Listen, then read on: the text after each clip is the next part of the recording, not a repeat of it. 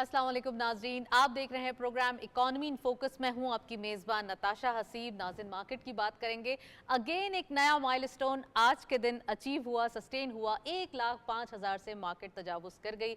आज के दिन भी हम कह सकते हैं कि मार्केट के अंदर न्यू हाइज मेंटेन है और डेली बेसिस पे ऐसा लग रहा है मार्केट की थोड़ा सा स्टाइल हो गया है, थोड़ा सा एक रिदम हो गया है कि डेली बेसिस पे मार्केट कुछ नया करने जा रही है। वीक का थर्ड डे है और ये 3 कंसेक्यूटिव डे से हम देख रहे हैं कि जब से इस वीक का आगाज हुआ है मार्केट में न्यू हाइज बनते हुए दिखाई दे रहे हैं। आज हम ये डिटेल डिस्कशन करेंगे कि आखिर ये मार्केट जो है वो कब तक न्यू हाइज बनाएगी और कहां पे जाके जो है वो एक स्टॉप ले रही है या कंसोलिडेशन प्रोसेस कर रही है, क्योंकि मार्केट की प्राइस अर्निंग मल्टीपल इस रीजन में अभी भी चीप दिखाई दे रही है और अभी भी फॉरेन इन्वेस्टर्स और खासकर जो लोकल इन्वेस्टर्स हैं वो देख रहे हैं कि उन्होंने बस मिस कर दी है, नहीं अब मार्केट के अंदर आ जाते हैं, शायद अब मार्केट कोई डिप ले। तो अभी कोई डिप के चांसेस दिखाई नहीं दे रहे, बल्कि मार्केट में एक अपवर्ड हम कह सकते हैं जो जॉनरा है वो प्रिवेल कर रहा है। तो आज के दिन जो मार्केट ने एक 1,05,000 का जो एक हम कह सकते हैं कि नया माइलस्टोन पंच किया, इससे वाकई ऐसा लगता है कि जो बिजनेस कम्युनिटी है या जो इन्वेस्टर्स हैं इनके कॉन्फिडेंस बहुत ज़्यादा हम कह सकते हैं कि ट्रस्टफुल हो जाते हैं। तो आज हम ये डिटेल डिस्कशन करेंगे, साथ साथ हम बात करेंगे प्राइम मिनिस्टर साहब के विजिट के हवाले से। सऊदी अरब का ये जो 2 रोज़ा विजिट है, इसके अंदर आज ये दूसरा दिन है। हम देख रहे हैं प्राइम मिनिस्टर साहब की मुलाकात हुई क्राउन प्रिंस मोहम्मद बिन सलमान साहब से कल के दिन, और इसमें हमने ये भी देखा कि बड़ी एक हम कह सकते हैं कि इक्तिसादी ताल्लुकात या एक बायलैटरल रिलेशन जो है, बाहमी कह सकते हैं ताल्लुकात है, इसको बड़ा फोकस किया गया। साथ साथ ये देखा गया कि प्राइम मिनिस्टर साहब की जानिब से उनको पाकिस्तान आने की दावत भी दी गई, उन्होंने ये इनवाइट भी अपना जो है वो कबूल किया। और साथ साथ ये भी देखा जा रहा है कि इन्वेस्टमेंट के जो हम कह सकते हैं चांसेस हैं या जो सऊदी अरब की इन्वेस्टमेंट पाकिस्तान में आनी है उसके चांसेस बढ़ जाते हैं। इकोनॉमिक इंडिकेटर्स और नंबर्स के हवाले से बात करेंगे। प्राइम मिनिस्टर साहब ने कल के दिन, परसों के दिन जो है वो ये शेयर किए थे नंबर्स। एक रिपोर्ट देखते हैं, वापस आते हैं, फिर इस पे गुफ्तगू करते हैं।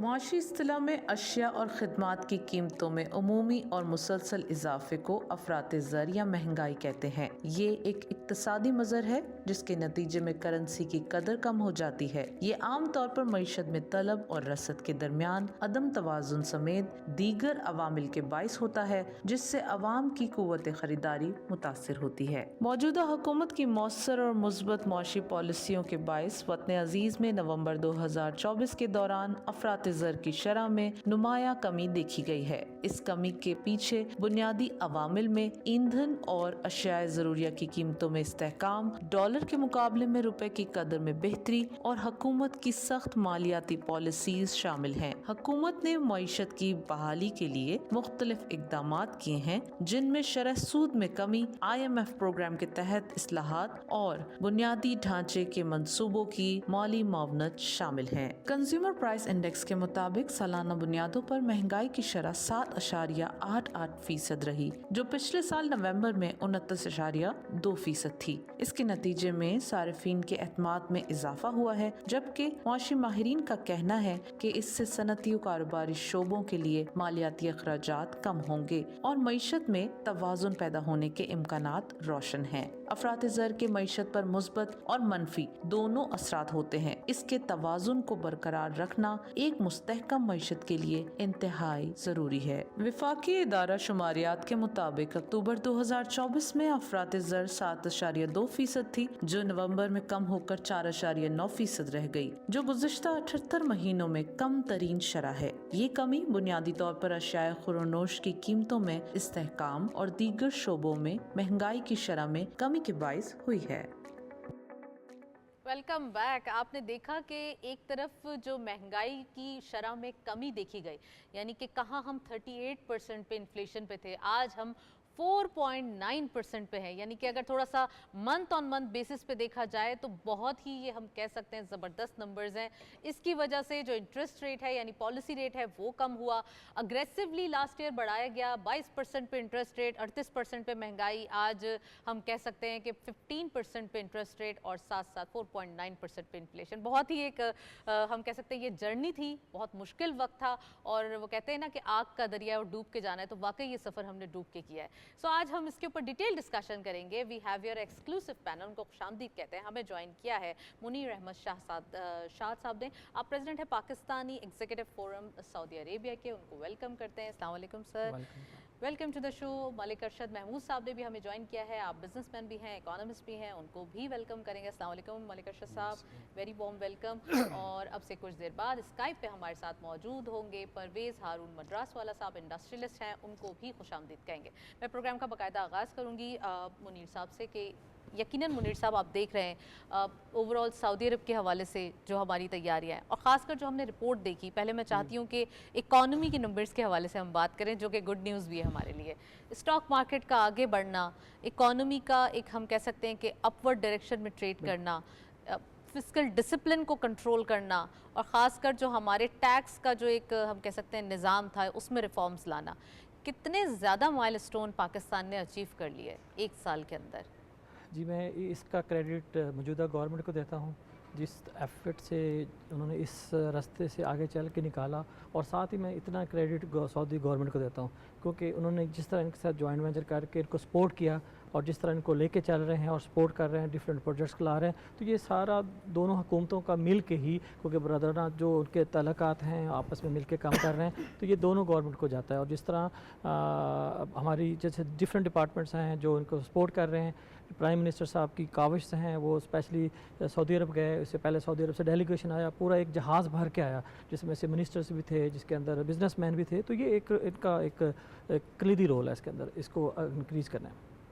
मलिक अरशद साहब, आपसे पूछना चाहूँगी कि स्टॉक मार्केट की बहुत ही एक विन विन सिचुएशन, कहाँ स्टॉक मार्केट बहुत ज़्यादा हम कह सकते हैं ना डिप्रेशन की तरफ चले गई थी, इन्वेस्टर्स हमारे बहुत परेशान हो गए थे, बिजनेस कम्युनिटी बहुत ज़्यादा उनका जो कॉन्फिडेंस है वो शेड हो गया था। अब उनके कॉन्फिडेंस लेवल कैसे देखते हैं आप? अब वो जब B2B अग्रीमेंट्स देख रहे हैं, रीजन के अंदर देख रहे हैं, और अब ये प्राइम मिनिस्टर साहब भी सऊदी अरब गए हुए हैं और सऊदी अरब के साथ तो ऑलरेडी हमारी इतनी राहें खुली हैं, कैसे लगते हैं आपको ये नंबर्स और ख़ासकर पूरा इकोनॉमिक जो एक डाइवर्सिफिकेशन देखी जा रही है? बिस्मिल्लाहिर्रहमानिर्रहीम। इस गवर्नमेंट के आने के बाद जो चैलेंज था इकोनॉमी का, इतना बड़ा चैलेंज था, जब इन्होंने टेकअप किया गवर्नमेंट ने, तो हमें रियली अप्रिशिएट करना पड़ेगा। हम किसी भी स्कूल ऑफ थाट से तलक रखें, लेकिन हमें अप्रिशिएट करना पड़ेगा इतने बड़े चैलेंज को लेके इस गवर्नमेंट ने किस तरह इन्फ्लेशन को, किस तरह करेंसी डेप्रिसिएशन को रोक के स्टेबल करके, ये बाकी सारे आउटकम्स हैं। पहले करेंसी को स्टेबल करना था, उसको करने के लिए उनको क्या क्या करना पड़ा, किन किन चैलेंजेस से गुजरना पड़ा, ये सारे के सारे आउटकम्स हैं जिनकी आज हम बात कर रहे हैं। कि हमारा इंडेक्स जो है 1 लाख को क्रॉस कर गया स्टॉक एक्सचेंज का, हमारा डॉलर चूँकि स्टेबल हो गया है, वहाँ खड़ा है। There was a time just 1 year back जब इन्फ्लेशन 48% इन एक्चुअल थी, रिपोर्टेड 38% थी, तो हमें बीइंग इंडस्ट्रियलिस्ट पता नहीं होता था कि कल रेट क्या होगा, डॉलर का क्या रेट होगा। और जो कास्ट पुश इन्फ्लेशन थी वो डेली हमें पता नहीं होता था कि किधर जाएगी, कास्ट ही बढ़ती जा रही थी, कुछ चीज़ों को पता ही नहीं होता था। आपकी फ्यूल चार्ज जो रेट्स थे, बाकी सारी चीज़ों के रेट्स थे, जो भी आपकी इंडस्ट्री में इलेक्ट्रिसिटी के रेट्स थे, हर चीज़ चेंज हो रही थी, अनप्रेडिक्टेबल था। उन हालात में मुल्क को पकड़ के और इस कदर स्टेबल करना, मैं कहता हूँ really I appreciate this government. और इस रजीम ने आके टोटली पूरी मैनेजमेंट ने जो इकानमी की प्रॉपर मैनेजमेंट है ना, उसको उसी तर्ज में जाके देखा है, उसी तरह किया है जैसे करना चाहिए था। वरना जो सिचुएशन थी, आज हम डिफ़ॉल्ट हो गए, कल हम डिफ़ॉल्ट हो गए, तो ये एक साइकोलॉजिकल जो इम्पैक्ट चल रहा था वो ख़त्म हो गया। और हम पीस ऑफ माइंड में आके, जिसके पास इन्वेस्टमेंट थी, नाउ पीपल आर आउट कि यार हमें इन्वेस्टमेंट करनी है। मुझे याद है उस वक्त भी आप हमारे शोज़ में कहते थे कि ये वक्त ख़त्म हो जाएगा, बस इंतज़ार करें, अच्छा वक्त ज़रूर आएगा। तो वाकई ये अच्छा वक्त है। मज़ीद भी गुफ्तगू करेंगे, स्टॉक मार्केट के अपडेट्स देखते चलते हैं हमारे साथ ओवर स्क्रीन क्या नंबर्स मौजूद है। Let's have a look. Open हुई मार्केट 1,04,559.07 के लेवल पर आज मार्केट का आगाज़ हुआ। ये भी एक हम कह सकते हैं फंडामेंटल स्ट्रॉन्ग मार्केट की निशानी है। ओपन हुई मार्केट यकीनन एक अच्छे नंबर्स के साथ हायर साइड पे मार्केट गई 1,05,473.56, lower was 1,04,315.41 and finally closure रहा 1,05,104.33। एक नया माइलस्टोन आज हमने अगेन अचीव किया, सस्टेन किया। 545.26 का इजाफा इन अ सिंगल डे देखा गया। ये है मार्केट की पोजीशन, ये है मार्केट के हम कह सकते हैं फिनोमिनल ग्रोथ, और ये अभी भी बहुत ज़्यादा इसमें गुंजाइश है, ये बहुत आगे जा सकती है। मार्केट का पोटेंशियल देखने वाला है। हमारे साथ ओवर स्काइप मौजूद हैं परवेज़ हारून मद्रास वाला साहब, उनको वेलकम करेंगे। आप इंडस्ट्रियलिस्ट हैं, बिजनेसमैन भी हैं। अस्सलाम वालेकुम sir, welcome to the show. वालेकुम सलाम नताशा, कैसी हैं? Thank you. सर सबसे पहले ये बताइए, हम भी अच्छे हैं और मार्केट बहुत अच्छी है, इकोनॉमी के नंबर्स बहुत अच्छे हैं, क्या कहेंगे आप? इकोनॉमी इतने जो यकीन करें कि 1 साल के अंदर अंदर जो डेवलपमेंट देखी गई है, उसके बाद तो वाकई कुछ हम कह सकते हैं कि हमारी एक्सपेक्टेशंस बहुत हाई हो गई हैं। हम चाहते हैं कि नेक्स्ट ईयर हमारे पास और भी कुछ नया अचीव हो जाए। क्या कहेंगे परवेज साहब, कितना मुश्किल था ये वक्त, और आज जब हम इसको अचीव कर चुके हैं तो हमारी क्या सिचुएशन है? बिजनेस कम्युनिटी इसको कैसे देखती है? देखिए नताशा, मैं जब इन पर्सन आपके सामने स्टूडियो में बैठा था तो मैं हमेशा आपको बोलता था कि हमारी जो स्टॉक मार्केट है बहुत ही अंडर परफॉर्मर है और इसको आगे जाना है। और मैं आपको बोलता था वेट एंड सी कि हमारी स्टॉक मार्केट आप देखिएगा एक वक्त में कहाँ परफॉर्म करेगी और कहाँ जाएगी। और आज उसका रिजल्ट है। उसका रिजल्ट इसकी वजह से आया कि काफी सीरीज ऑफ डेवलपमेंट होती रही है 1 डेढ़ 2 साल के अंदर। जहां हम थे पहले और आज जहां हैं, आप देखें कि हमारे जो नंबर्स हैं सारे प्रॉमिसिंग हैं। हमारी जो है आजकल आप देखें कि इंटरेस्ट रेट पहले कहाँ था, आज कहाँ है। तो ये सारे जो इम्पैक्ट है इसका जो फायदा है ना, वो स्टॉक मार्केट में आप उसकी देख रहे हैं। क्योंकि जब स्टॉक के इंटरेस्ट के रेट कम होते हैं, इंटरेस्ट रेट जब कम होते हैं तो ऑटोमेटिकली उसके जो नताइज होते हैं वो मुस्बत आते हैं। मैं शाद साहब से ही पूछूंगी, मुनीर शाद साहब ये बताइए कि इंटरेस्ट रेट कम हो तो उधार लेना, या कहते हैं ना कंज्यूमर फाइनेंसिंग के हवाले से हमने देखा था बिल्कुल ही एक वाइप आउट हो गया था। लास्ट ईयर बहुत कमी देखी गई थी, house loans, auto financing, business loans बिल्कुल ख़त्म हो गए थे। अब क्या सिचुएशन होगी इसके बाद? बेसिकली जब इंटरेस्ट रेट कम होता है कंज्यूमर के ऊपर, बाकी जितनी भी चीज़ें हैं, डेफिनेटली लोग इंडस्ट्रीज़ के ऊपर बड़ा फ़र्क पड़ता है। लोग लोन लेते हैं, इंडस्ट्री चलती हैं, तो डेफिनेटली जितना भी इंटरेस्ट बढ़ता जाएगा तो बिज़नेस के ऊपर प्रॉब्लम आएगी। क्योंकि इंटरेस्ट बढ़ेगा तो महंगाई बढ़ेगी, महंगाई बढ़ेगी तो लोन लोग नहीं लेंगे। तो ये एक अच्छी चीज़ है कि जो इंटरेस्ट रेट कम होना चाहिए और जिसमें स्पेशली इंडस्ट्रियलिस्ट को और प्लस कंज्यूमर को भी उसमें बेनिफिट हो। मलिक अरशद साहब, इंटरेस्ट रेट कितना कम होते हुए देख रहे हैं, क्या लगता है? आप भी अपना एक कहते हैं फोरकास्ट बता दें। अभी it's really something excellent for businessman और इंडस्ट्रियलिस्ट के ठीक है। दुनिया के जितने बड़े बिजनेस हैं वो सारे के सारे लोन के ऊपर चल रहे होते हैं। इसे हम लिवरेज कहते हैं। तो जब कास्ट ऑफ मनी इतनी ज़्यादा थी, 22 तो काइबर रेट था प्लस बैंक के अपने सर्विस चार्जेस डाल के, तो नो बडी वॉज देयर कि वो उस लोन के ऊपर, उस कास्ट ऑफ मनी के ऊपर अपने बिजनेस को ग्रो कर सके। लोग चाहते थे फिक्स इनकम में रिस्क फ्री बिजनेस करें, वो क्यों करवाते बिजनेस से? आई मीन लोन लेना फिर एम्प्लॉयज रखना बड़ा मुश्किल था। ये तो सब सारी की सारी जो है ना आपका कैपिटल बैंकों में पड़ा था, यूजलेस। और उसका अभी जितना काइबर रेट नीचे आ रहा है तो आपकी इकोनॉमी में एक ग्रोथ आ रही है और एक एक्टिविटी बेसिकली जनरेट हो रही है।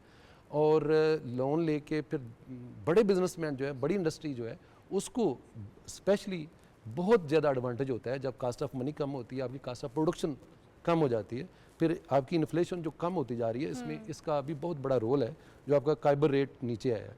इसकी 2 स्कूल ऑफ थॉट है। जब काइबर रेट नीचे आता है तो जनरली वी फील लाइक कि शायद महंगाई बढ़ेगी, अवेलेबिलिटी ऑफ मनी जो है वो ज़्यादा हो जाएगी। लेकिन जब आप प्रिंटिंग कम करेंगे, आप खुद से उसको ना भेजें, अपनी करेंसी को डेप्रिसिएशन ना होने दें। जब करेंसी आप स्टेबल रखेंगे फिर आपकी इन्फ्लेशन कंट्रोल रहेगी। हमें अभी जो करने की ज़रूरत है, इस चीज़ को जो इस वक्त हमने अचीव कर लिया है, एटलीस्ट इसको कंटिन्यू करें और स्टेबल करें। सस्टेनेबल जो चीज़ है, हम इन पैरामीटर्स को अब कंटिन्यू भी करें, ये ज़रूरी है। जो अभी गवर्नमेंट पॉलिसीज हैं आप समझते हैं, और वो कर भी रहे हैं क्योंकि दीज आर एक्सपर्ट टीम और सारी एक्सपर्ट लोग आ गए। हाँ, तो ये देखने में मजा आता है कि अब फाइनली एक्सपर्ट्स के हाथों में तमाम गेम है। ठीक है। तो पिछला थोड़ा सा जो 1 साल का और 1.5 साल उनको हुकूमत मिली, उसमें सो मैनी क्वेश्चंस के शायद इनसे भी नहीं हो सका। लेकिन उस वक्त चूँकि हर एक का एक टारगेट या गोल थोड़ा सा चेंज हो रहा था, आगे इलेक्शन आ रहा था, तो बहुत सारी मजबूरियाँ थी। लेकिन अभी उनके पास टाइम है और वो चीज़ों को अब मेरिट पे डिसाइड कर रहे हैं, जैसे करना चाहिए अब वैसे कर रहे हैं। और उसका हम देख भी रहे हैं कि हमें उसका रिज़ल्ट जो है आज स्टॉक एक्सचेंज में और बाकी आपकी स्पेशली जो करेंसी स्टेबल है, इसको आप जिस नज़र से भी देखें, मेन की जो है आपकी जो करेंसी स्टेबल है और उसके जितने वेरिएबल्स को कंट्रोल करके गवर्नमेंट चल रही है, और जिस तरह IMF को कन्विंस किया है और आगे जिस चीज़ों को हम जैसे लेके चल रहे हैं, अभी भी हमारे फॉरेन रिजर्व जो है $14 बिलियन से टोटल जो है वो ज़्यादा हो गए हैं। तो ये एक साइकोलॉजिकल इम्पैक्ट भी है। हमारे पास नेक्स्ट 4 मंथ का सरप्लस करंट इंपोर्ट बिल मौजूद है। तो ये एक जब घर में आप खुशहाल होते हैं ना, तो फिर डिसीजन भी आपके क्वालिटी के होते हैं। जब क्वालिटी के डिसीजन कॉम्प्रोमाइज उस वक्त होते हैं जब आप मजबूर होते हैं। तो अभी जो है ना, situation is totally different from the last 1 year. पहले तो हमारे पास 1 महीने के इंपोर्ट बिल के भी पैसे जरा नहीं होते, तो हम परेशान होते थे, करें क्या। अच्छा, उसका एक इम्पैक्ट यह है कि हम इंपोर्ट सब्सिट्यूट पे जा रहे हैं। हमें उस पूरे 1 साल 1.5 साल 2 साल का जो हमने टफ टाइम गुजारा, हमें अब ये बहुत सारे एंटरप्रेन्योर्स पैदा किए हैं हमने, हाँ, है ना? एग्जैक्टली। तो ये है कि अब चीज़ें जो है ना, जो सस्टेनेबल पॉलिसीज़ हैं उसकी तरफ जा रही हैं। जो हमारी मॉनेटरी पॉलिसी है, फिस्कल पॉलिसी है, ये सारी चीज़ें अब पहले की तरह नहीं, जैसे चल रही है चलने दे, खैर देखा जाएगा। एडॉक डिसीजन, इंस्टेंट डिसीजन, अब नहीं, अब उनको परमानेंट कर रहे हैं और उसको इम्प्लीमेंट भी प्रॉपर कर रहे हैं। तो ये मैं समझता हूँ पाकिस्तान की खुशकिस्मती है कि हमें टाइम पे ऐसी टीम आ गई जिसने पाकिस्तान को संभाली है। ये खुशकिस्मती मैं डेलिबरेटली इस्तेमाल कर रहा हूँ। अगर फिर कोई ट्रायल होता, कोई ऐसी टीम आ जाती जो पाकिस्तान को ना संभाल पाती, तो सारे हम सब ने फेस कर रहे होना था। तो ये पाकिस्तान की खुशकिस्मती है कि एज ए टीम हमें पूरे मुल्क को चलाने के लिए जो लोग इस वक्त मौजूद हैं वो एक्सपर्ट हैं और प्रूव्ड हैं। राइट, एक बिजनेस व्हील जो है वो हमारा चल चुका है। आने वाले दिन मजीद बेहतर होंगे। मैं परवेज साहब से ही पूछना चाहती हूँ। परवेज साहब, इकोनॉमिक डायरेक्शंस और ख़ासकर जो हम कह सकते हैं ना कि पॉलिसीज़ का तसलसल वो बरकरार रहे, हमेशा से बिजनेस कम्युनिटी की डिमांड होती है कि थोड़ी सी कंसिस्टेंट पॉलिसी होनी चाहिए, कोई कंसिस्टेंसी होनी चाहिए। आप क्या समझते हैं जो अब सेक्टर वाइज पॉलिसीज़ के हवाले से बात हो रही है, ख़ासकर एक्सपोर्ट पॉलिसी सामने आ रही है और एक्सपोर्ट के नंबर्स को $50 बिलियन तक बढ़ाने की जो एक हम कह सकते हैं ना प्राइम मिनिस्टर साहब का इनिशिएटिव, गवर्नमेंट की जानिब से लिए गए मेजर्स, इनमें तमाम जो चीज़ें हैं वो कलीदी किरदार अदा कर रहे हैं। तो कैसे देखते हैं आप और बिजनेस कम्युनिटी कितनी ऑप्टिमिस्टिक है इस हवाले से? देखिए, बिजनेस कम्युनिटी तो बहुत ही माशाल्लाह काफी पॉजिटिव है और इसका एक आप अंदाजा लगाएं कि स्टॉक मार्केट। दूसरा ये कि आप देखें कि जब इंटरेस्ट रेट नीचे होता है ना, तो आपकी इकोनॉमी की साइज बढ़ती है और आपकी इकोनॉमी की साइज बढ़ती है तो इंडस्ट्रियल एक्टिविटी बढ़ती है। लोग नई लोन लेने जाते हैं, अपनी जो प्रोजेक्ट्स के अंदर नई मशीनें मंगाते हैं, अपने प्लांट्स को अपग्रेड करते हैं और अपनी बिजनेस का साइज बढ़ाते हैं, क्योंकि आपकी जो कॉस्ट ऑफ बोरोइंग है ना वो बहुत ही कम हो गई है। तो वो क्या है कि बिजनेस फिर हो जाता है, वायबल हो जाता है, और जब बिजनेस वायबल हो जाता है तो वो बिजनेस की एक्टिविटी और उसकी साइज बढ़ती है, और जब बिजनेस की साइज बढ़ती है तो आपके जो एक्सपोर्ट के नंबर्स है ना वो भी उसी तरह से बढ़ते हैं कि अगर वो 10% या 20% उसके बिजनेस की ग्रोथ होती है तो इसी तरह से अल्टीमेटली आपके एक्सपोर्ट के या सेल्स के नंबर बढ़ते हैं। फिर इसके बाद आपकी टैक्सेशन जो है वो भी इसी तरह से वो भी ग्रो होती है, क्योंकि जब इकोनॉमिक एक्टिविटी होगी और बिजनेस के रेवेन्यू बढ़ेंगे तो उसके हिसाब से आपकी टैक्सेशन के नंबर्स भी बढ़ेंगे। तो ये देखें, बड़ा पॉजिटिव साइन है। ठीक है, उसको हमें टाइम लगा और लोगों ने बड़ा बर्दाश्त किया, मगर अब देखें आगे जो है ना बहुत ही अच्छे दिन नजर आ रहे हैं। इसके अंदर आप देखें कि कितने stock market, interest rate, inflation rate, ये सारे पॉजिटिव साइन है, और इसके लिए जो है ना हमें इकोनॉमिक टीम है हमारी, उनको मुबारकबाद देनी चाहिए कि ये जो आज हम ये देख रहे हैं सारे नंबर्स जो अच्छे हुए हैं और पाकिस्तान अब एक डायरेक्शन की तरफ चला गया है जिसके अंदर अब हम आगे ही जाएंगे इंशाल्लाह, पीछे तो नहीं जा सकते। और आप दूसरी ये बात मैं आपको ये भी बताऊंगा कि अब देखें कि फॉरेन इन्वेस्टर्स हमारे यहाँ आ रहे हैं पाकिस्तान में। बेलारूस का डेलीगेशन आया, उसके प्रेसिडेंट आए, हाई पावर डेलीगेशन आया, मलेशिया का हाई पावर डेलीगेशन आया, हमारे प्राइम मिनिस्टर जब वहां गए अभी रिसेंटली सऊदी अरेबिया गया है तो वहां बहुत उनको पॉजिटिव रिस्पांस मिला। तो ये सारे देखें, ये सारे अच्छे इंडिकेटर्स हैं और हमें चाहिए कि भाई हम हमारी गवर्नमेंट को और मजीद सपोर्ट करें, और ये इस तरह के बूस्टर्स जो है हमें बाहर की हुकूमतों से मिलते जाए ना, तो उससे क्या है कि फॉरेन इन्वेस्टर भी आएगा और लोकल जो इन्वेस्टर हैं या लोकल बिजनेसमैन हैं उन वो भी मोटिवेट। वो भी मोटिवेट होंगे। लोकल बिजनेस कम्युनिटी जो है वो बहुत ज़्यादा इस चीज़ से मोटिवेट होती है कि वाकई हमारे पास जो है वो अब कुछ है, हमारी जो पॉलिसीज़ हैं, हमारी पॉलिटिकल क़यादत जो है या हमारी जो रियासत है वो बिजनेसेस के लिए और इकॉनमी के लिए बिल्कुल कहते हैं ना कीन होके काम कर रही है। मैं मुनीर शाद साहब आपसे ही पूछना चाहूँगी कि हमारे जो पाकिस्तान और सऊदी अरब के रिलेशनशिप हैं, अब हमने देखा कि कल जो एक मुलाकात हुई बहुत ही प्राइम मिनिस्टर साहब की और क्राउन प्रिंस MBS मोहम्मद बिन सलमान साहब की, कैसा लगता है इतने अरसे बाद फिर वो इनवाइट भी किया उनको, वो पाकिस्तान भी आएंगे, तो ऐसा लग रहा है कि जो पुराने दिन हमारे थे या जो एक पुरानी जो टीम थी जिस तरीके से काम कर रही थी वो वापस दिन आ रहे हैं।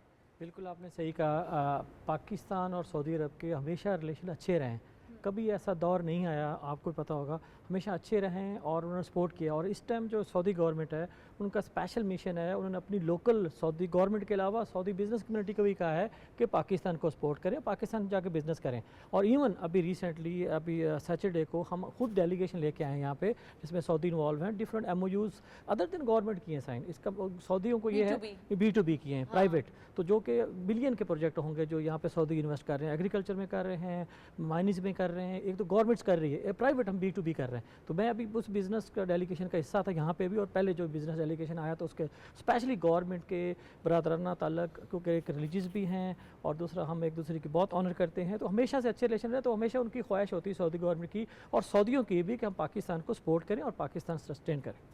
राइट मलिक साहब, थोड़ा सा हमें ये भी देखना पड़ेगा कि जो हमारे रिलेशंस है ना वो हम कहते हैं कि मजबूत रहें, बहुत ज़्यादा कहते हैं ना कि समंदर से भी गहरे रिलेशंस रहें, लेकिन उसको चलाने के लिए हमें भी आगे से बहुत सारी डेवलपमेंट करना ज़रूरी है। जैसे प्राइम मिनिस्टर साहब ने बैक टू बैक डेलीगेशन से मुलाकातें की, बिज़नेस कम्युनिटी से मुलाकातें की, वहाँ की जो ओवरसीज़ कम्युनिटी है उनसे मुलाकात की, वो आने के लिए भी राज़ी हैं, पाकिस्तान में इन्वेस्टमेंट के लिए भी उनका एक बहुत रुझान देखा गया है।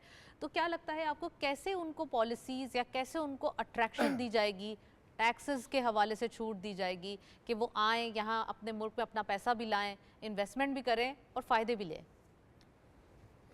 ये जो सऊदीया से हमारे रिलेशंस हैं, इन्होंने मैं समझता हूँ हमें मुश्किल वक्त में हमेशा बेल आउट भी किया है और हम सब दिल से उनकी इज़्ज़त करते हैं। हमारा एक जो मजहबी आपस में जो ताल्लुक़ है वो तो कभी कंप्रोमाइज़ नहीं हो सकता।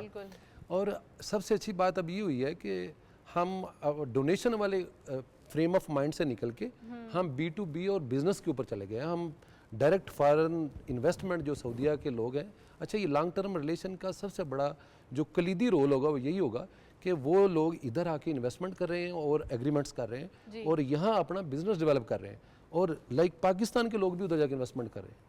यानी ये जो रिलेशन डेवलप हो रहा है ना, बिजनेस टू बिजनेस, ये मैं कहता हूँ ऐसा रिलेशन है जो फर्दर इस रिलेशन को फर्दर स्ट्रेंथन करेगा और हमारा आपस में जो इंटरेक्शन है उसको और मजबूत करेगा। और कॉन्फिडेंस लेवल पहले ही हमारा पहाड़ों की बुलंदियों से ऊंचा है और ऊपर है, और उससे भी इंशाल्लाह अभी देखिए ना मोहम्मद बिन सलमान इधर दोबारा आ रहे हैं, इनको स्पेशली इनवाइट किया वज़ीर आज़म साहब को और वहाँ गए हैं, तो ये आम सी बातें नहीं है, this is something very special. और जितनी ज़्यादा हमारा आपस में डेलीगेशन यहाँ उनके आते हैं, हमारे उधर जाते हैं और इंटरेक्शन होगा तो हमारे ये रिलेशन मज़ीद और मजबूत होंगे। और मैं समझता हूँ पाकिस्तान की इकानमी के लिए भी ये बहुत अहम फैक्टर है, इसके ऊपर जितना भी वो फोकस किया जाए इतना ही कम है। इस वक्त जब हमारे हालात थोड़े से इकानमी के डिस्टर्ब थे तो सऊदी अरब वाज देयर जो हमारे साथ खड़ा था और हर लिहाज से उसने हमें सपोर्ट किया। हमारा कंट्री का ओवरऑल जो साइकोलॉजिकल इम्पैक्ट था उसको चेंज किया। तो मैं समझता हूँ सऊदी अरब तो हमारे दिलों में हमारा काबा ही वो है, तो हम इसको बिजनेस टू बिजनेस रिलेशन की तरफ और इंडस्ट्रियलाइजेशन की तरफ लेके जाएंगे तो हम इस पूरे रिलेशन को मजीद मजबूत करेंगे। हमारी रिलीजियस जो अटैचमेंट है वो बहुत ज़्यादा है सऊदी अरब से, सही फरमाया मलिक अरशद साहब ने। कमोडिटीज़ देखते चलते हैं, आज की मार्केट में कमोडिटीज़ अपडेट्स क्या रहे, let's have a look. Gold की पर तोला प्राइस ऑन स्क्रीन हमारे पास मौजूद है 2,75,926 रुपीज़। आज की मार्केट में लोकल मार्केट में गोल्ड की पर तोला प्राइस देखी गई, जबकि गोल्ड पर 10 ग्राम 2,36,814 रुपीज़ आज की जो प्राइस है लोकल मार्केट में वो देखी गई। इंटरनेशनल गोल्ड रेट पर आउंस $2,648.39 में ये प्राइस देखी गई, जबकि आज की ऑयल WTI पर barrel 70.4 and oil Brent crude पर बैरल 73.9 आज की मार्केट में प्राइस देखे गए। अच्छा, थोड़ा सा इसमें बताते चलें कि जो गोल्ड की प्राइसेस है लोकल मार्केट में वो अगेन थोड़ा सा डाउनवर्ड है, कुछ पैसाज और कुछ हम कह सकते हैं कि डॉलर में भी, इंटरनेशनल गोल्ड में भी कुछ कमी देखी गई है, जिसमें आपके सामने ये जो प्राइस है वो कल से थोड़े से कम दिखाई देते हैं। ऑयल के हवाले से भी जो थोड़ी सी कमी देखी जा रही है, लेकिन WTI वो थोड़ा सा आगे बढ़ता हुआ दिखाई दे रहा है। सो ये एक फ्लक्चुएशन डेली बेसिस पे अप एंड डाउन चलता रहता है, मगर जो एक मेन आइडिया है वो ये है कि करेंसी आपकी स्टेबल होनी चाहिए और जो उसका एक इम्पैक्ट होता है वो डेली बेसिस पे दिखाई देता है। तो गोल्ड की प्राइसेस आपने देखी। मैं परवेज साहब से पूछना चाहूँगी, परवेज मद्रास वाला साहब, आप हमारे साथ मौजूद हैं, क्या कहेंगे कि ये ताल्लुकात जो पाकिस्तान एंड सऊदीया रिलेशनशिप है ये स्ट्रॉन्ग होने चाहिए, ये एक स्ट्रेटेजिक या हम कह सकते हैं रिलीजियस पॉइंट ऑफ व्यू, और साथ साथ जो हमारी एक डिप्लोमेसी है, चाहे वो बिजनेस डिप्लोमेसी हो या पॉलिटिकल डिप्लोमेसी हो, ये दोनों मजबूत होनी चाहिए। ये मजबूत होंगे तो ऑटोमेटिकली आपके बिजनेसेस चलेंगे और थोड़ा सा रेमिटेंसेस पॉइंट ऑफ व्यू से भी हम उनसे फ़ायदा उठा सकते हैं। पूरे रीजन के अंदर हमें अपनी कनेक्शंस, अपनी एक सोशो इकोनॉमिक रिलेशंस को बिल्डअप करना पड़ेगा। जी नताशा, रिलेशनशिप के हवाले से तो मैं ये कहूँगा कि हमारे और सऊदी अरेबिया के रिलेशनशिप बहुत और बड़े मजबूत रिलेशनशिप हैं और बहुत शुरू से हमारे ब्रादराना ताल्लुकात हैं। और सऊदी ने हमेशा, सऊदी के हुक्मरान ने हमेशा पाकिस्तान का साथ दिया है। हर वक्त हर टाइम पे उनका साथ हमारे साथ रहा है और बड़े ब्रादराना ताल्लुकात हैं। और जो भी हुकूमत पाकिस्तान की रही है उनके साथ उन्होंने बड़ी पाकिस्तान को सपोर्ट की है। और इस दफा भी देखें कि जितने सऊदी अरब से आजकल जो है ना उनके डेलीगेशन आ रहे हैं और वो सारे बिजनेस माइंडेड डेलीगेशन आ रहे हैं। सारे लोग कारोबार करना चाहते हैं पाकिस्तान से और उनको पता है कि Pakistan is a virgin market. Pakistan की अगर पॉपुलेशन देखें, इट्स अ बिग पॉपुलेशन। फिर पाकिस्तान की यूथ देखें, Pakistan is going to be a heavy consumer market. अगर आज हम यहाँ कोई इंडस्ट्री लगाते हैं, प्लांट लगाते हैं, तो इसका फायदा क्या होगा कि जो इन्वेस्टर को भी होगा, पाकिस्तान को भी होगा और वो उसकी प्रोडक्ट को अपने मुल्क में भी ले जाके बेच सकते हैं। तो इसका फायदा दोनों तरफ से होगा कि पाकिस्तान में इंडस्ट्री लगेगी, पाकिस्तान में रोजगार मिलेगा, उन लोगों को प्रॉफिट मिलेगा। पाकिस्तान की जो है आने वाली जो कंज्यूमर मार्केट है बड़ी वाली, उसमें वो अपनी प्रोडक्ट को बेचेंगे और फिर इसके बाद वो अपने मुल्क में वो प्रोडक्ट लेके जाएंगे, हमारे एक्सपोर्ट के नंबर बढ़ेंगे। तो मैं समझता हूं कि अब आप देखें कि ये नॉट ओनली सऊदी अरेबिया, फिर आप देखेंगे दूसरे मुल्क भी बड़े हाई पावर डेलीगेशन आ रहे हैं और वो बड़े एक फोकस माइंड से आ रहे हैं कि हमें पाकिस्तान में कुछ करना है और पाकिस्तान से के साथ मिल के जो है ना हमें आगे बढ़ना है और पाकिस्तान को आगे लेके चलना है। तो ये बहुत ही पॉजिटिव सिग्नल्स हैं और हमें इन अपॉर्चुनिटी को जो है ना वो पॉजिटिव वे में लेना चाहिए और हमें उनको वेलकम करना चाहिए। और ठीक है, कोई बात नहीं, बिजनेस होता है तो उसके अंदर थोड़ा टाइम लगता है और छोटे नंबर्स भी हमें एक्सेप्ट करने चाहिए और आस्ते आस्ते वो बिजनेस के नंबर्स बढ़ते जा रहे हैं। कोई भी कारोबारी आता है वो पहले हम्बल बिगनिंग करता है और इसके बाद जो है ना धीरे धीरे वो चीजों को, नंबर्स को आगे भी बढ़ते हैं और मैसेज कारोबार। देंगे आप बिजनेस कम्युनिटी को, जब गवर्नमेंट की जानिब से बड़े अनपॉपुलर डिसीजंस लिए गए और फिर उसके बाद उनके नताइज भी हमारे सामने, एक साल में हम कह सकते हैं बड़ा कड़ा वक्त था हमने ये गुजारा, लेकिन अब आने वाले दिनों की भी तो तैयारी करना ज़रूरी है। तो क्या आप अपने जो बिज़नेस कम्युनिटी है उनको बोलना चाहेंगे कि आप थोड़ा सा इस वक्त जो पाकिस्तान में एक्सपोर्ट के नंबर्स या हम कह सकते हैं इंपोर्ट सब्स्टिट्यूशन जैसे मलिक साहब ने बताया, और साथ साथ जो रेमिटेंसेस के नंबर्स क्रिएट हो रहे हैं, कितना फिस्कल डिसिप्लिन क्रिएट हो रहा है, तो इसके ऊपर जो बिजनेस कम्युनिटी है उसको क्या करना चाहिए? देखिए, रेमिटेंसेस तो जो हमारे आते हैं तो एक तो एक्सपोर्ट के रेमिटेंसेस आते हैं नंबर्स के और फिर इसके बाद हमारे आईटी के रेमिटेंसेस आते हैं और फिर जो हमारे जो पाकिस्तानी भाई वहाँ बाहर काम करते हैं जिसमें सऊदी अरब काफी उस पे हैं, प्रोमिनेंट हैं, वहाँ से जो हमारे रेमिटेंसेस आते हैं। तो मैं यही समझता हूँ कि जिस तरह से एक्सपोर्ट के नंबर्स बढ़ेंगे और जैसा मैंने पहले शुरू में बताया कि अभी इंटरेस्ट रेट नीचे आने से हमारी बिजनेस एक्टिविटी जो है ना उसके अंदर काफी ग्रोथ आने के चांसेस हैं और हमारे रेवेन्यू बढ़ने के, एक्सपोर्ट के नंबर बढ़ने के और टैक्स के कलेक्शन बढ़ने के बहुत अच्छे चांसेस हैं। और बिजनेसमैन हमेशा होपफुल रहती है पाकिस्तान में जितने भी पाकिस्तानी बेस्ड बिजनेसमैन हैं, उनकी तो यही ख्वाहिश होती है कि पाकिस्तान में बिजनेस करें, क्योंकि उनके पास और कोई चॉइस नहीं है। तो पाकिस्तानी बिजनेसमैन तो बैठे ही हुए हैं कि पाकिस्तान में बिजनेस करें, और पाकिस्तान की प्रॉस्पेरिटी पे वो हमेशा खुश होते हैं, और उनको चाहिए भी यही कि पार्टनर्स जो आ रहे हैं बाहर से, उनको भी वेलकम करें और उनके साथ मिल के भी काम करें, क्योंकि ये हमारे पाकिस्तान के लिए बहुत ज़रूरी है। क्योंकि पाकिस्तान को चाहिए कि फॉरेन इन्वेस्टर आए। फॉरेन इन्वेस्टर का मतलब ये है कि इकोनॉमिक बूस्टर, इन्वेस्टमेंट बूस्टर, जो हमें बहुत ज़रूरी है। देखें, पाकिस्तानी जितने भी कारोबारी हैं, उनकी भी एक लिमिटेशन होती है प्रोजेक्ट को अंडरटेक करना। तो जो हमें बाहर से जो फॉरेन फंडिंग या फॉरेन इन्वेस्टमेंट का बूस्टर चाहिए, वो उसकी एक पाथ बन गया है, उसका एक रोड मैप बन गया है। और अब हमें चाहिए कि उस रोड मैप को हम फॉलो करें और गवर्नमेंट का साथ दें, और हम इसको एग्जीक्यूट करें मार्केट में, और दिखाएं और प्रूफ करें कि भाई हमने ये सारे नंबर्स को अचीव करने हैं, कारोबार को आगे बढ़ाना है। और इंपोर्ट सब्स्टिट्यूशन बहुत जरूरी है, क्योंकि हमारा जो इंपोर्ट का बिल है, उसको हमें कम से कम लेके आना है। और वो सारी चीजें जो नॉन एसेंशियल है पाकिस्तान के लिए, हम बाहर से मंगवा रहे हैं, हम पाकिस्तान में उसको डेवलप करें, पाकिस्तान में बनाए, ताकि हमारी रिलायंस जो है इंपोर्ट पे, वो कम से कम होती जाए। ठीक है, उसको टाइम लगेगा, वो ऐसा नहीं कि ओवरनाइट हो जाएगा, but it will take some time. But इसका मतलब ये है कि हमें आज से प्लानिंग करनी चाहिए, ताकि हम मे बी 5 इयर्स के अंदर या 10 इयर्स के अंदर हम काफी, तकरीबन मैं समझता हूँ कि 30% 40% सब्स्टिट्यूट कर लें, ताकि हमारे पास लोकल बिल्कुल इंडस्ट्री भी बिल्कुल तरक्की सही करे। फरमाया सर। मैं आपको पॉज करूंगी, मैं मलिक अरशद साहब से पूछूंगी। मलिक साहब, इंपोर्ट सब्स्टिट्यूशन की बात ने मुश्किल वक्त आपको बहुत कुछ लेसन्स दे के जाता है, और हमने ये जो पिछले साल का पूरा एक वक्त था, एक लाइफ लेसन्स लिए, उसमें बिजनेस कम्युनिटी ने भी बहुत सारी, हम कह सकते हैं कि इंपोर्ट सब्स्टिट्यूशन पे काम किया।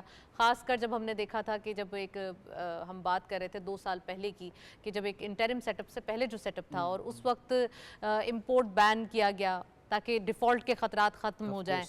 तो उसमें बहुत सारी ऐसी चीज़ें थी जो यहाँ मैन्युफैक्चरिंग की तरफ आई, यहाँ प्रोडक्शन उसकी होना शुरू हुई। जैसे परवेज़ साहब ने कहा, बहुत बड़ी हमारी एक आबादी है, और उस पॉपुलेशन को फीड करना भी एक आसान काम नहीं है। तो मलिक साहब, इस सिलसिले में अगर हम ये थोड़ा सा 1-2 साल का ये टेन्योर देखें और फिर आगे की तैयारी देखें, तो अब हमारे जो बिजनेसमैन हैं, उनको भी थोड़ा सा नया काम, नई चीज़ें लाना चाहिए अपनी मार्केट में।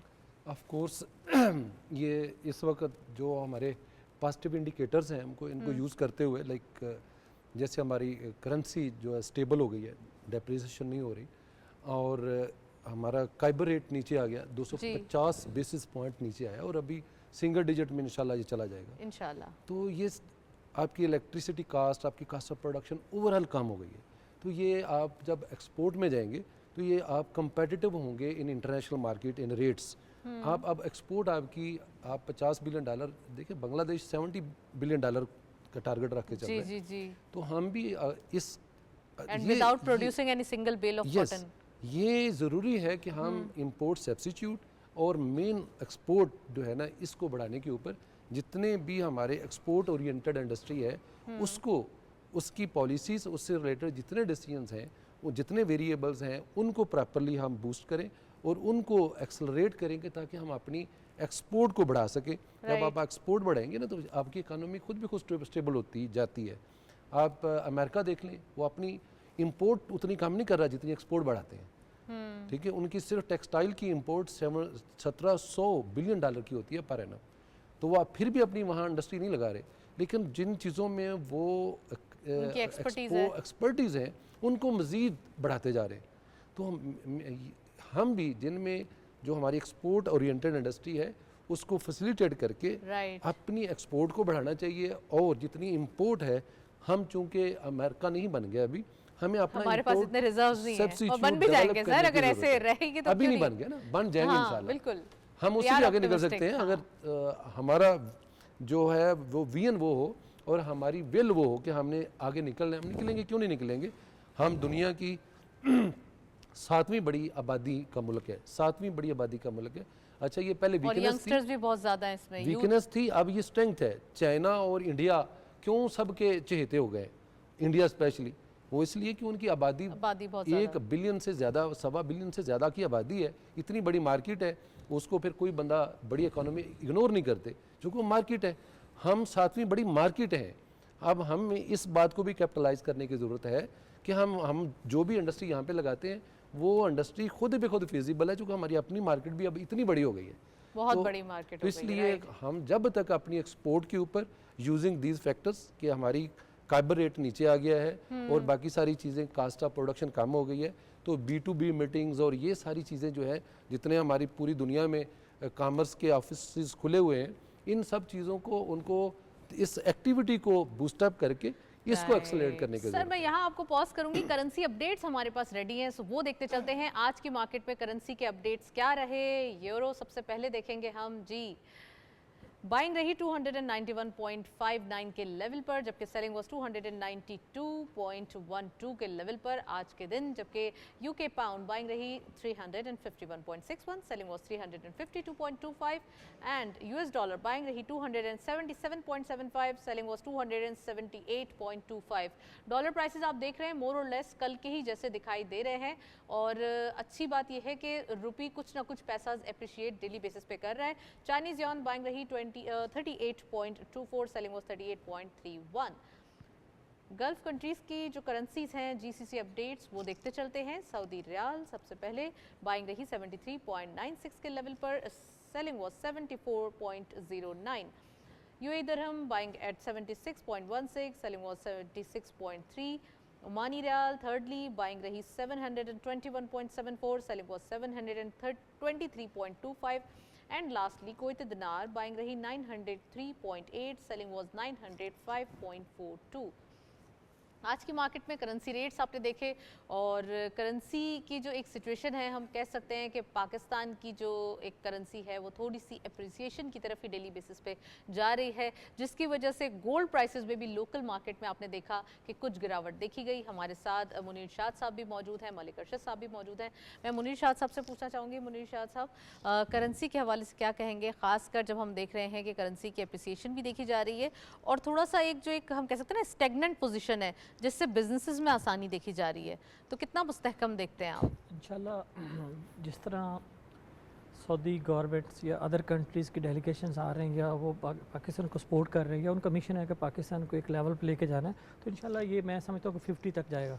मतलब जैसे सऊदी रियाल अभी 73 है, पहले 75 तक चला गया, तो ये मैं देख रहा हूँ आने वाले दौर में 50 तक जाएगा इंशाल्लाह, और इंशाल्लाह के पॉजिटिव होगा। और डॉलर प्राइसेस भी आप देख रहे हैं थोड़ा सा कम होगा, क्योंकि अभी जिस तरह गवर्नमेंट एफर्ट कर रही हैं, जिस तरह वो बिज़नेस के ऊपर फोकस कर रहे हैं गवर्नमेंट्स और डिफरेंट अदारे जो उनके साथ कर रहे हैं सपोर्ट, तो इंशाल्लाह ये और नीचे जाएगा। और बाकी मैं ये एक मैसेज देना चाहूँगा आपके प्रोग्राम के तरफ से, क्योंकि हमें एज ए बीइंग पाकिस्तानी अपने मुल्क को सपोर्ट करना चाहिए, ना कि हम किसी जमात को सपोर्ट करें। हुकूमतें आती हैं या जाती हैं, हम बीइंग पाकिस्तानी अगर ओवरसीज़ में बैठे हैं या लोकल बैठे हैं, अगर हम as a business community, overseas community अपने मुल्क का सोचेंगे तो ये कभी भी वक्त नहीं आएगा। लेकिन हमें लाइक डिसलाइकिंग करते हैं, जिसकी वजह से सम टाइम ये रीजंस आते हैं, इश्यूज आते हैं, लेकिन ये चलिए सर वो भी हो जाएगा, जब सब कुछ सही हो गया तो ये भी सही हो जाएगा। मलिक साहब करेंसी के हवाले से क्या कहेंगे? ये तो एक्सलेंट इंडिकेटर, ये तो बिजनेसमैन के लिए इससे बड़ी क्या ब्लेसिंग है, वो अपनी फोरकास्ट कर सकता है। आज सारी गुड न्यूज़ सुन रहे हैं हम। देखिए, आप ना एक्सपोर्ट की फोरकास्ट कर सकते हैं, ना अपनी वैसे फोरकास्ट कर सकते हैं अगर इंडस्ट्री आपकी करेंसी स्टेबल नहीं है। आप, मुझे याद है कि जब हमारे पास एक्सपोर्ट के आर्डर आते थे, हमने आर्डर ला करते थे और पता चलता था कि डॉलर रेट चेंज हो गया। अच्छा, वो 2 महीनों में, चूँकि हम फार्मास्यूटिकल से मेरा रिलेटेड है, तो जब प्रोडक्शन में 2 महीने लगते थे, उस वक्त तक वो वैसे ही लास्ट में चला जाता था। तो ये बहुत बड़ा थ्रेट होता था कि हम किस रेट पे इनसे बात करें। तो जब आपकी करेंसी स्टेबल है आपको मार्केट में, आपकी तो हर चीज़, मैंने शुरू में भी कहा, दिस इज़ द ओनली की फैक्टर। बाकी सारी चीज़ें इसको स्टेबल करने के लिए हम कर रहे होते हैं। तो ये करेंसी को स्टेबल रखें तो ऑटोमेटिकली बाकी सारी चीज़ें, इसको स्टेबल रखने के लिए आपकी एक्सपोर्ट जो है उसको बढ़ाना बहुत ज़रूरी है, उसको टारगेट करना इंतहाई ज़रूरी है, आपको इंडस्ट्रियलाइजेशन को फोकस करना ज़रूरी है। अच्छा सर, मैं ये पूछना चाहती हूँ कि जो सऊदी के साथ हमारे रिलेशंस हैं, कौन से सेक्टर्स हैं जिसमें हम थोड़ा सा अपने लिए रिलेशन बिल्डअप कर सकते हैं, पाक सऊदिया रिलेशन को और मजबूत कर सकते हैं? देखिए, चलो वो तो हमारा हज और उमरा तो चल ही रहा है, लेकिन उसके अलावा टेक्सटाइल, उसमें बहुत स्पेस है, फार्मास्यूटिकल, लॉट ऑफ स्पेस। हमारी अभी समझे कुछ मिलियंस की एक्सपोर्ट है टू सऊदी अरब, और सऊदी अरब में टोटल कोई 17 या 20 फैक्ट्रियाँ हैं फार्मास्यूटिकल की, और हमारे पास 750 फार्मास्यूटिकल की फैक्ट्रीज हैं। तो हम अगर ये एक्सेस हमें उधर मिल जाए और बीट यानी और भी बाकी सारी हमारी जो इंडस्ट्री है, तो ये IT सेक्टर है, बहुत इसको बड़ी एनालाइज revolution है। करके और इसको प्रॉपरली डिसाइड करके डिज़ाइन करके हमें कंट्री टू कंट्री डिज़ाइन करके चलना पड़ेगा। यानी ऐसे ही नहीं कि कह देने से एक्सपोर्ट बढ़ जाएगी कि चलो जी एक्सपोर्ट बढ़ाते हैं, नहीं, It's a- काम करना पड़ेगा। ये काम करना पड़ेगा और प्लानिंग के साथ काम करना पड़ेगा, और ये वर्केबल है, डुएबल है। पूरी दुनिया की मार्केट खुली पड़ी है, हमारी एक्सपोर्ट उसमें है ही कोई नहीं। राइट, चलें जी, गुफ्तगू जारी है और वक्त ख़त्म हो जाता है। मलिक साहब आपका बहुत बहुत शुक्रिया, आज आप तशरीफ़ लाए। आप शाद साहब आपका भी बहुत बहुत शुक्रिया, आज आपने प्रोग्राम में ज्वाइन किया। और परवेज़ साहब भी हमारे साथ ओवर स्काइप मौजूद थे, आपका भी बहुत बहुत शुक्रिया कि आज आपने प्रोग्राम में हमें वक्त दिया। आज के दिन हमने डिटेल डिस्कशन की पाक सऊदी रिलेशनशिप के हवाले से, साथ साथ हमने बात की जो इंडिकेटर्स हैं, मुआशी इंडिकेटर्स जो अब हमने देखे हैं मईशत के हवाले से बहुत ही वाज़े दिखाई दे रहे हैं कि अब हमारे लिए फिस्कल डिसिप्लिन को मैनेज करना मुश्किल बात नहीं है। सो मज़ीद गुफ्तगू भी करेंगे, नेक्स्ट प्रोग्राम में मुलाकात होगी। इजाज़त दीजिए, अल्लाह हाफ़िज़।